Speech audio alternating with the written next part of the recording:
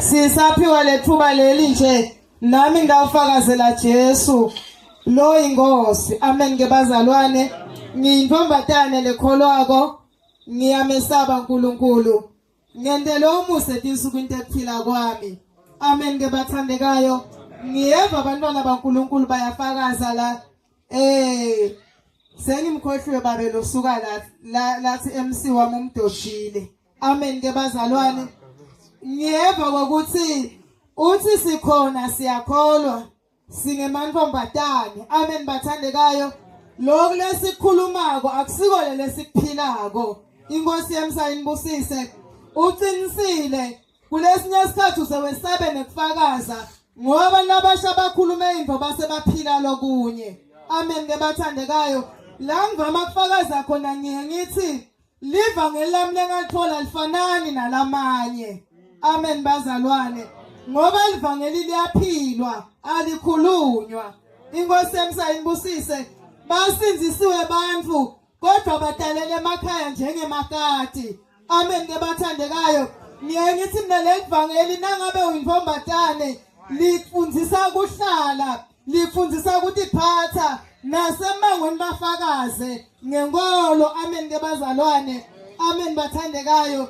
Ngicela kufunza livesi ngohlala phansi isikhathi asisekho. Mhlambe kube sisitholile besitawukhuluma. Ngicela sifunzeni incwadi bathandekayo Exodus 33 sifunze verse 4 wakhona.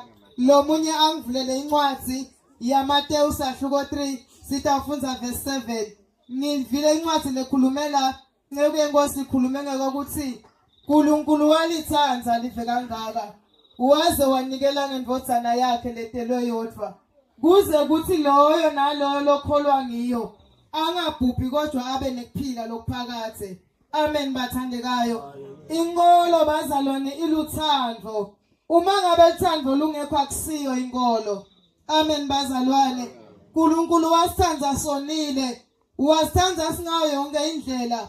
Kodwa kuze kuvele inkolo kwavuka lithando uNkulunkulu. Uma abheka sive sakhe lithi leBhayibheli wase uyanikela ngendvodzana yakhe letelwe yodwa ukuze ukuthi singafi. Inkosi yemsayinibusise. Amen bazalwane. Cela ungifundzele Exodus 33 ungifundzele verse 4 wakhona. Bathi kube abantu beve onke lamavi labuhlungu bakhala bonke bayikhumula imihlobiso yabo. Exodus 33 verse 4. Amen ngibathandekayo. Bayishiya imizi yabo besuka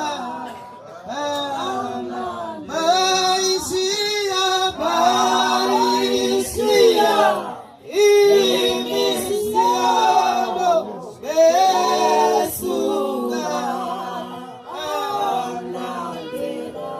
Ngiyaqolisa sisi verse 3.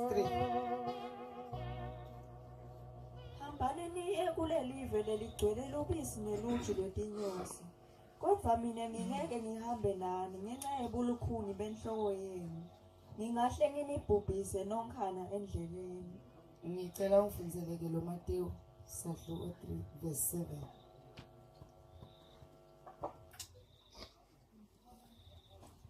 Bayishiya imizi yabo besuka.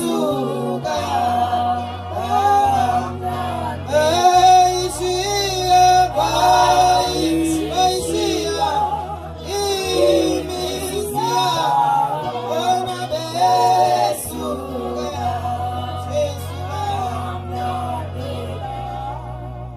Kepha wathi nakabona linyenti lebaFarisi nebaSadusi beta embhabhatisweni wababuta wathi talo yetinyoka ngubani lonitshele wathi balekelani lulaka lolutako. Amen bathandekayo. Ngiphethe na live la uNkulunkulu bazalwane lefakazi ekseni. Incwadi yaMateyu ikhuluma ngaJohana umbhabhatisi.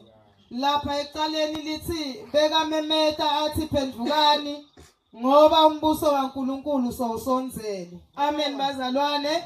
sikhona ethendeni siphendvukile. Amen bazalwane, sibalekele kuNkulunkulu, sebafakazile bantwana baNkulunkulu ngemandla nebukhosi uNkulunkulu la kwentethe impilweni tabo. La sifunza khona lithi Johane wababona bagijima ngoba basivile lesimemo lesithi phendvukani ngoba umbuso waNkulunkulu sowusonzele.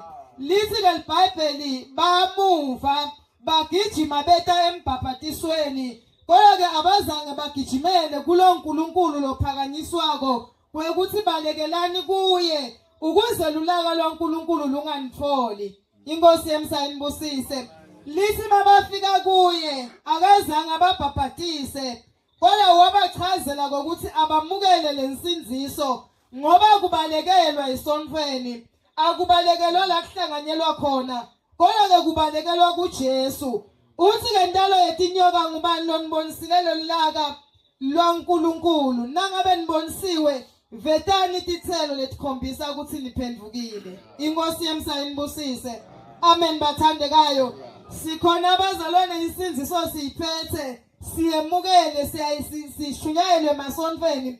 Kodwa namhlanje kuseni kunaloko ukuthi lilaka loNkulunkulu sivile ngalo, sabalekele ekukholweni. Ekuseni kuthiwa vetani tithelo letikhombisa ukuthi niphendvukile. Inkosi yemsayinibusise. Le ncwadi ya-Exodus liBhayibheli lithi simakaze uthi hambani niye kuleli live legcwele ubisi neluju, kodwa mina ngingeke ngihambe nani makholwa. Amen bazalwane. Amen kakhumalo. Hambani niye kuleli live legcwele luju nelubisi, kodwa mina ngeke ngize ngihambe nani ngenxa yebulukhuni betinhlitiyo tenu. Inkosi yemsayinibusise. Amen bathandekayo. Kunalawo mavekuseni siyashumayela, siyakholwa, kodwa tinhlitiyo tethu tilukhuni. Uma khulunywa live la uNkulunkulu ukuthi lisiyale kanje, lo munye avela athi esontweni lakithi akwentiwa lokhu, lo munye athi esontweni lakithi akwentiwa lokhu. Uthi lesimakathi hambani niye kuleli live, kodwa mina ngeke ngize ngihambe nani.